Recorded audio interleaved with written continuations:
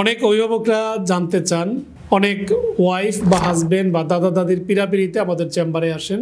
বাচ্চার বয়স 4 মাস, বাচ্চা বিভিন্ন জিনিস ধরতে চায়, খাইতে চায়, ওকে এই খাবার দেওয়া যাবে কিনা। অনেকে পানি, মধু, বিভিন্ন তরল খাবার খাওয়ানোর পরে আবার আসেন যে স্যার এই খাওয়ানো হয়েছে, এখন আর কি খাওয়াইতে পারবো।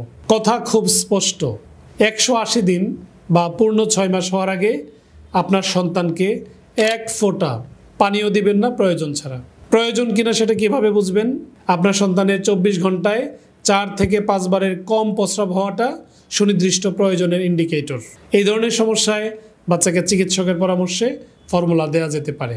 6 মাস পূর্ণ হলে অল্প অল্প করে পানি, ফলের রস, নরম খিচুড়ি দিয়ে ধীরে ধীরে অন্যান্য খাবার শেখানো যায়। তবে যে মায়েরা ওয়ার্কিং, সেক্ষেত্রে বাইরে দীর্ঘ সময় থাকতে হয়, মায়ের ব্রেস্টে বড় ধরনের টিউমার বা বড় কোনো জটিল রোগে মাকে এমন কিছু ওষুধ খেতে হয় যেটা ব্রেস্ট মিল্কের ফ্লোয়ের সাথে বাচ্চার শরীরে ক্ষতি করতে পারে, অথবা এমন কিছু ডিজিজ যেটা মা থেকে বাচ্চার শরীরে বুকের দুধের মাধ্যমে যেতে পারে। এই ধরনের সুনির্দিষ্ট কারণ ছাড়া 6 মাস আগে আপনার সন্তানকে অপ্রয়োজনীয় সব ধরনের খাবার থেকে দূরে রাখুন। শুধুমাত্র কেবলমাত্র মায়ের বুকের দুধ 180 দিন বা পূর্ণ 6 মাস পর্যন্ত শিশুদের জন্য যথেষ্ট। ডাক্তার শফিক, আজ এ পর্যন্ত।